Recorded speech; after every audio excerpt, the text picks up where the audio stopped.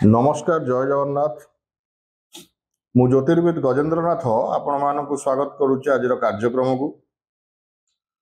दर्शक बंधु वर्तमान समाज रे आमे देखिया पाउचंती स्वामी स्त्री मध्य संपर्क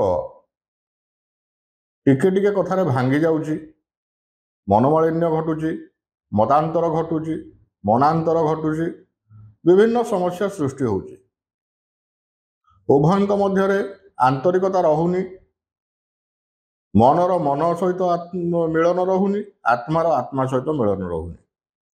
तो दर्शक बंधु जदि आम उभय स्वामी स्त्री को जातक को अवलोकन करिबा तेबे आमे देखिबा पुरुष जातकर शुक्र एवं स्त्री जातकर मंगल परस्पर षष्ठ अष्टम भावरे थिबे किंबा शत्रु गृह रे थिबे किंबा शत्रु ग्रह द्वारा पीड़ित होइथिबे। ये रहिला ज्योतिषीय तर्क। आउ गोटे कथा हला जो गृह रे स्वामी स्त्री शयन करुछंती, गृहर जे कौनसी भागरे स्वामी स्त्री शयन करुछंती, जदि तांकर शयन कक्षटी नकारात्मक ऊर्जा युक्त होइथाए तेबे मध्य स्वामी स्त्री मध्य संपर्क अति खराब रही थाए। छोट छोट कथारे उभयंक भितरे गोटे चिड़चिड़ा स्वभाव सृष्टि हवा, मन भाराक्रांत रहिबा, उभयंक मध्यरे कथा कटाकटी हेबा, कौनसी भी परिस्थिति मन को प्राण को आघात करी चली थाए। तो दर्शक बंधु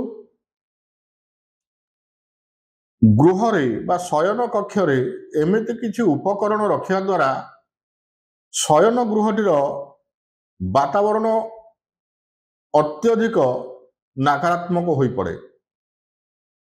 जदि आपण शयन गृह खट को गोटे खट जगह आपण दुईटी खट को जोड़िकी शोचंती तेबे आपणको दाम्पत्य जीवन उपर प्रभाव पकेइबो, कुप्रभाव पकेइबो। जदि आपण जो बेड रे शोचंती से बेड तले जदि अजथा द्रव्य किछि रखिले, यथा कौनसी लुहा जिनस रखिले, अलिया आवर्जना रे पूर्ण करी रखिले, जहाँकि व्यवहार्य नुहे किंतु ताकू भविष्यत रे काम रे लागिबो भाबी आशा करी आपण ताकू स्टॉक करी रखिले,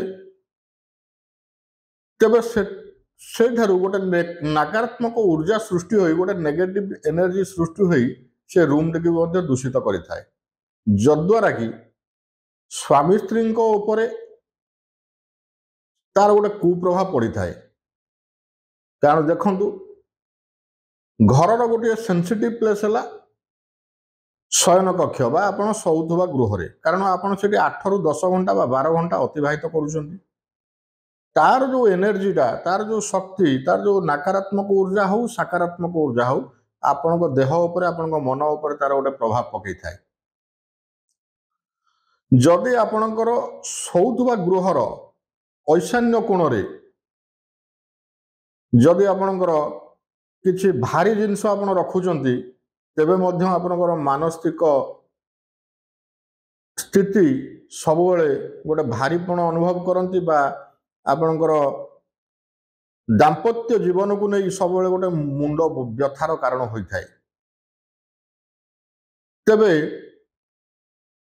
आपण शोथुवा घर को सबुबले क्लीन रखंतु, खट तले कौनसी द्रव्य रखंतु नाही, एवं घरर ईशान्य कोण एवं वायु कोण को परिष्कार रखंतु, खोला रखंतु।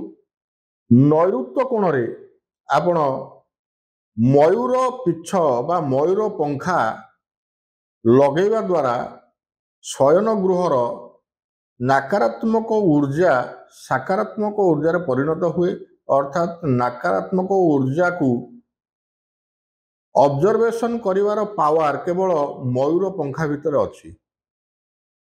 खट तले आपण फिटकिरी रखंतु, केजीए 2 केजी फिटकिरी आपण रखंतु ताहा मध्य आपणकर गृहर बा शयन गृहर नकारात्मकता को खत्म कर दिए बा ताकू नेगेटिव एनर्जी टाकू से निज भीतर को नहीं जाए। ईशान्य कोण रे गोटे जलर पात्र आपण रखंतु आपण जो जल पिउचंती ताकू गोटे टेबुल करंतु बा गोटे स्टूल टे करंतु सब बेले किछि जल रखंतु ईशान्य कोण रे एवं आपण को बेडरूम रे गोटे राधा कृष्णंकर चित्र राधा कृष्ण उभय थिबे से फोटो रे गोटे गाई थिबो एवं मयूर थिबो सेही भली गोटे चित्र आपण शयन गृहर उत्तर दिगर उत्तर पटे लगांतु फोटोर मुख दक्षिण को रहिबो उत्तर पट कांथरे आपण लगांतु देखिबे धीरे धीरे आपणक मध्यरु दाम्पत्य जीवनरु कलह धीरे धीरे दूर हो जाउछि। गोटे स्पेशल रेमेडी है आपड़ जो शोया को जाउछंती आपण किछि गोलाप जल आपण बेड रे प्रत्येक दिन सिंचन करी आपण शोया पई जाहंतु। स्वामी स्त्री मध्य संपर्क मधुर हेबो तांकर मानसिक मिलन ठीक आसीबो एवं गोटे कथा को माने स्वामी जदि गोटे कथा कहूची स्त्री ताकू ग्रहण करिवो स्त्री जदि गोटे कथा कहूची स्वामी मध्य ग्रहण करिवो एवं दाम्पत्य जीवन सुखमय हब। करंतु एई उपाय सुखी करंतु आपण दाम्पत्य जीवन को। रहिली जय जगन्नाथ।